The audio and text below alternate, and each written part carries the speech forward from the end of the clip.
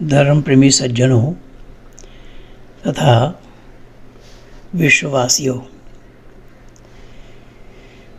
हम और आप बहुत दिनों से चर्चा कर रहे हैं कुरान और बाइबल को लेकर। आप लोगों को मैं समय समय पर सुनाता आया हूँ और काफ़ी दिनों से आप लोग सुनते आ रहे हैं। लगभग मैं 37 वर्षों से ये प्रचार कार्य कर रहा हूँ। धरती पर मानव कहलाने वालों ने बाइबल और कुरान को ईश्वरीय ग्रंथ माना है, ईश्वरकृत माना है, ईश्वरीय वाणी माना है, ईश्वर के कलाम माना है। कलाम माने ज़ुबान, कही हुई बात, बोलना आदि आदि। अब इसमें आप लोग देखे हैं कि दुनिया बनाने से बाद में अल्लाह ने वहाँ आदम को बनाया था। आदम को मिट्टी से बनाया और कुरान भी साक्षी है, गवाह है। पर एक बात पर नहीं, अल्लाह ने कई बातों को रखा है। कहीं खनखनाती हुई मिट्टी से बनाया, कहीं गारे से बनाया, कहीं नुतफ़ा से बनाया, कहीं स्त्री और पुरुष से समागम से बनाया और कहीं तो फूंक मार करके भी संतान बना दिया। ये सब बातें कुरान और बाइबल में पा जाएंगे आप। लेकिन मैं आज एक पहेली आप लोगों को सामने सुनाने जा रहा हूँ। वो पहेली ये है कि अल्लाह शैतान को आदम को सीधा करने के लिए कहा और शैतान ने साफ मना कर दिया कि मैं सीधा नहीं करता। इसी बात को कुरान में अल्लाह ने ज़िक्र फरमाया है, सूरह राद आयत नंबर 12 में, क़ाल मा मनअका अल्ला तस्जुद इज़ अमरतुका क़ाल अना खैरुम मिन्हु खलक़तनी मिन नारिन व खलक़तहु मिन तीन। जनाब बारी ताला ने फरमाया, कौन बोल रहे हैं? अल्लाह। तुझे सीधा करने के लिए कहा, किस चीज़ ने तुझे रोका? यहाँ शब्द पर ध्यान देंगे। क़ौला मा मनअका शब्द आया है, किसने मना किया तुझको इसको सीधा करने से, जबकि तुझे मेरा हुक्म हो चुका था। उसने जवाब दिया, मैं उससे अफजल हूँ। किससे? आदम से। जिस आदम को सीधा करने के लिए अल्लाह ने हुक्म दिया शैतान को, उसने बोला मैं इससे अफजल हूँ, उत्कृष्ट हूँ। मुझे तूने आग से बनाया है और इसे मिट्टी से बनाया है। अब दुनिया वाले ज़रा विचार ये करें कि आग से क्या क्या सामान बनना संभव है। आग से धुआं बनता है, कोयला बनेगा, राख बनेगा आदि आदि। लेकिन यहाँ आग से अल्लाह ने फरिश्ता बनाया और इसका नाम पहले अज़ाज़िल था। इसके सिजदा ना करने के बाद ही इसको शैतान कहा अल्लाह ने इब्लीस भी कहा। अब ये अल्लाह और इब्लीस दोनों में वार्ता हो रही है। ये कुरानी आयत, जबकि आयत कुरान जो है कलामुल्लाह बताया गया है, अल्लाह की कलाम बताया गया। जब अल्लाह की कलाम है तो यहाँ पर दोनों की वार्ता क्यों और कैसे आया है? कलाम तो एक का होना चाहिए फिर, लेकिन अल्लाह बात कर रहे हैं। ऐसे शैतान से नहीं, बहुतों से अल्लाह ने बात किया है। अगला आयत में क्या बोला? 13, 14, 15, 16, 17 में, क़ाला फ़हबित मिन्हा फ़मा यकून लका अन ततकब्बर फ़ीहा फ़ख़रुजू इन्नका मिनस्साग़िरीन क़ाला अंज़िरनी इला यौमि युबअसून क़ाला इन्नका मिनल मुनज़रीन क़ाला फ़बिमा अग़वैतनी ला अक़उदन्न लहुम सिरातकल मुस्तक़ीम सुम्मा लआतियन्नहुम मिन बअदि ऐदिहिम वमिन खल्फ़िहिम वअन अयमानिहिम वअन शमाइलिहिम वला तजिदु अक्सरहुम शाकिरीन। यहाँ अल्लाह को चैलेंज दिया। उसने क्या? इस पर अल्लाह ने फरमाया कि तू जन्नत से उतर जा, तेरी इतनी हस्ती नहीं कि तू यहाँ जन्नत में रहकर डींग हाँके, जा निकल, तू बड़े ही जलील में से हो गया है। अब उसने कहा, मुझे दोबारा खड़ा किए जाने के दिन तक मोहल्लत दे। जवाब मिला, हाँ हाँ तुझे मोहल्लत दिए गए। उन लोगों में से शैतान कहने लगा कि तूने मुझे बेराह किया, गुमराह किया तूने मुझको। यहाँ उर्दू में यही शब्द लिखे हैं, गुमराह किया तूने मुझको, मैं भी उसे ही गुमराह करूँगा जो तेरे सीधा रास्ते पर होगा। अल्लाह ने कहा कि जो मेरे सीधा रास्ता पर होगा उसको तू गुमराह नहीं कर सकता। खैर, और उसके पास केवल गुमराह नहीं, उसको आगे से, पीछे से, दाएं से, बाएं से मैं गुमराह करूँगा।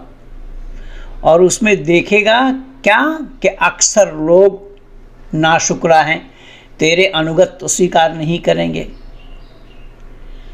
अब तेरे अनुगत तो स्वीकार नहीं करेंगे, ये शैतान कह रहा है, अल्लाह को चुनौती दे रहा है। क़ाला फ़बिमा अग़वैतनी ला अक़ुदन्न लहुम सिरातकल मुस्तक़ीम, जो तेरा सीधा रास्ता पर होगा उसको मैं गुमराह करूँगा, उसको दाएं से, बाएं से, आगे से, पीछे से। सुम्मा लातियन्न मिन बैन ऐदिहिम व अन खल्फ़िहिम व मिन खल्फ़िहिम व अन अयमानिहिम व अन शमाइलिहिम वला तजिद अक्सरहुम शाकिरीन। उसको दाएं से, बाएं से, पूरब से, पश्चिम से, ऊपर से, नीचे से मैं गुमराह करूँगा। उत्तर, दक्षिण, पूरब, पश्चिम, चारों तरफ से उसको मैं गुमराह करूँगा। और ये गुमराह करने का वरदान किसने दिया? अल्लाह ने। अल्लाह का काम यहाँ हुआ चोर को चोरी करने के लिए अनुमति देना और गृहस्थी को सतर्क रहने के लिए उपदेश देना। और यहाँ इंसान को कहा गया कि शैतान तुम्हारा खुला दुश्मन है। भाई शैतान को दुश्मन बनाया किसने? अगर उसने अल्लाह के हुक्म अदूली की, उसने नहीं माना अल्लाह के हुक्म को, तो अल्लाह के हुक्म तो केवल शैतान अकेला नहीं माना ऐसा तो नहीं है, आदम ने भी तो नहीं माना। आदम को भी तो मना किया था कि फल मत खाना, उसने खाई। तो मुशफिक सुल्तान जैसे मूर्ख और जाहिलों ने लिखा है कि थोड़ी देर के लिए गुमराह हो गए थे। मैंने कहा बच्चू थोड़ी देर के लिए ही सही, उतने देर के लिए ही उसने गुमराह कर दिया, अल्लाह को भी आदम को भी। अब अल्लाह ने उसको वरदान दे दिया क़यामत के दिन तक ज़िंदा रहने के लिए, हर एक मानव के नस नाड़ियों तक पहुँचने के लिए, हर एक के पास जाने के लिए, आदि आदि। और शैतान क्या करेगा? शैतान गुमराह करेगा। हदीस में भी आया है कि अश-शैतानु जासिमुन अला क़ल्बि बनी आदम फ़इज़ा ज़करल्लाह ख़नसा वअज़ गफ़ला वसवसा, कि जब आदम संतान अल्लाह के ज़िक्र से दूर रहता है, शैतान उसको वसवसा देता है, और जब अल्लाह के ज़िक्र में मशगूल रहता है तो शैतान उससे दूर होता है।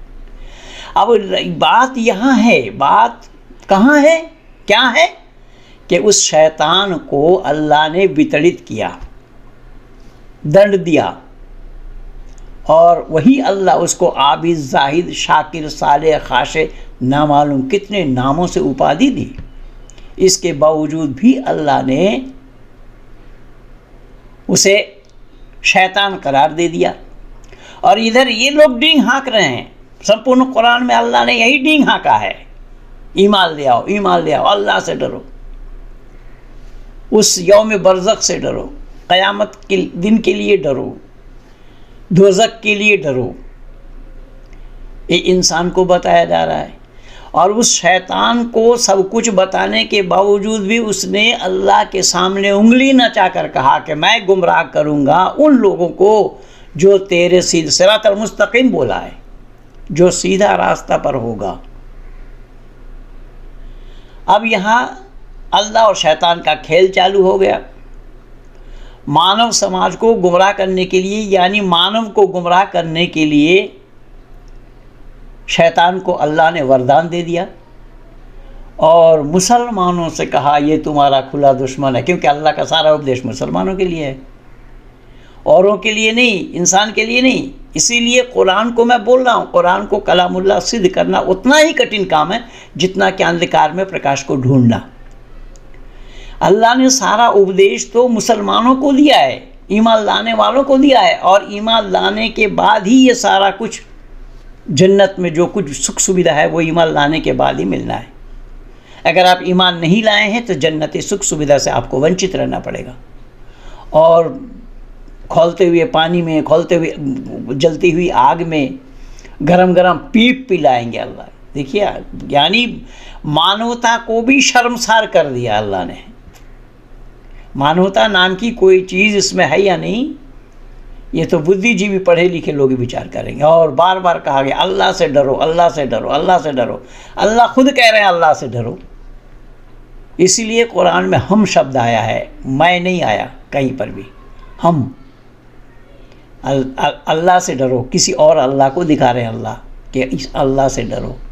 इसीलिए कुरान कलामुल्लाह नहीं है। तो मैं यहाँ जो बता रहा था आप लोगों को कि ये शैतान तो अल्लाह से वरदान लेकर के ही उतरा है मानव को गुमराह करने के लिए, और मानव में उसमें यहाँ ये बात आ गई, जो तेरा सीधा रास्ता पर होगा। तो उसके सीधा रास्ता पर कौन है? सब मानव या केवल मुसलमान?